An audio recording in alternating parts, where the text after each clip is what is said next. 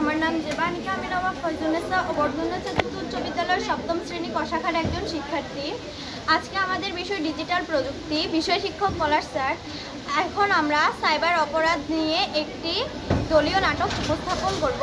এই নাটকে আমি সহকারী অফিসার হিসেবে অভিনয় করছি। আমার নাম সাইফানিশিয়া চিমু, আমি এই নাটকে বন্ধুটি হিসেবে অভিনয় করছি। আমার নাম সুমাইয়া হ্যাপি, যে এই নাটকে আমি ভূমিকা হিসেবে অভিনয় করছি। আমার নাম ইস্তাজুল প্রত্যাশা, আমি এই নাটকে বন্ধু হিসেবে অভিনয় করছি। আমার নাম জান্নাতুল মাওয়া, আমি এই নাটকে প্রধারক হিসেবে অভিনয় করছি। আমার নাম সুরাইয়া সুলতানা, আমি এই নাটিকায় পুলিশ অফিসার হিসেবে অভিনয় করছি। আমার নাম কারিস ফাতেমা মান্দেকা, আমি এই নাটিকায় বন্ধু এক হিসেবে অভিনয় করছি। মা দেখ দেখ আমার এই পোস্টটাতে কতগুলো লাইক এসেছে। আচ্ছা, তুই আমাকে একটা কথা বলতো, তোর এই পোস্টগুলোতে এত লাইক কমেন্ট কীভাবে আসে? আর আমি তো ফেসবুকে অনেক সুন্দর সুন্দর পিক এবং ভিডিও পোস্ট করি, তাই এত আমার লাইক কমেন্ট আসে। কিন্তু দাঁড়া, আমার একটা ভিডিওতে একটা লাইক অ্যাড হয়েছে। আচ্ছা, তোর সর্বোচ্চ লাইক এবং কমেন্ট কয়টা?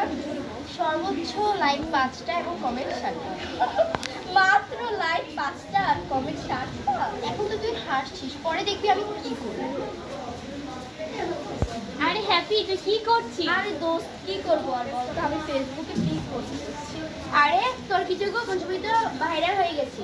আরে কি বলছিস? কখন? কবে? দেখবি তুই, এদিকে দেখ। এই দেখ, তুই কতগুলো ছবি তোর ভাইরাল হয়ে গেছে। ওই দেখি তো। আরে এটা তো মাওয়ার আইডি, মাওয়ার সাথে এমনটা কিভাবে করবে? আমার আপুর সাথেও এরকম একটা জিনিস ঘটছিল। তারপর কি করছিল আপু? আমার আপু আমার বাবাকে বিষয়টা জানিয়ে থানায় গেছিল। তুই চাইলে থানায় যেতে পারিস। আচ্ছা ঠিক আছে, আমি জরুরি সেবা কল সেন্টারে কল। হ্যালো, জি বলুন। এটা কি জরুরি সেবা কল সেন্টার? জি। আমার কিছু গোপন ছবি ফেসবুকে ভাইরাল হয়েছে, এখন আপনাদের হেল্প দরকার। আচ্ছা, দয়া করে আপনার ঠিকানাটি আমি নবাব ফজলুদ্দিন সরকারি কলেজের পাশের বিল্ডিংয়ে দ্বিতীয় তলায় আছি। ধন্যবাদ, আমরা এখনই ব্যবস্থা নিচ্ছি। ম্যাম একজন আমাদেরকে ফোন দিয়ে বললো যে তার আমাদেরকে বিশেষ প্রয়োজন। চলুন, আমাদেরকে এখন যেতে হবে। ঠিক আছে ম্যাম, আপনারা এসেছে? দেখুন, আমার এই ছবিগুলো ফেসবুকে ভাইরাল হয়ে গেছে। আপনি কি জানেন এই ছবিগুলো ফেসবুকে হ্যাঁ, পোস্ট আমি করেছে? জানি যে আমার বাজে ছবিগুলো ফেসবুকে ভাইরাল করেছে, সে আমার খুব কাছে। আপনি কি তার ঠিকানাটি জানেন? হ্যাঁ, সে হচ্ছে চাঙ্গারকা পুকুরের সামনে। ঠিক আছে, তুমি গিয়ে তাকে নিয়ে এসো। জি ম্যাম। তোমার নাম কি জান্নাতুল মাওয়া? হ্যাঁ, আমার নাম জানাতে পারবো। কেন, কি হয়েছে? আমার ম্যাম তোমাকে ডেকেছে, চলো আমার সাথে। কেন, আমি কি করেছি? আমি কেন যাবো? সেটা তো আমি জানি না, আমার ম্যামের কাছে গেলেই তুমি জানতে পারবে। চলো।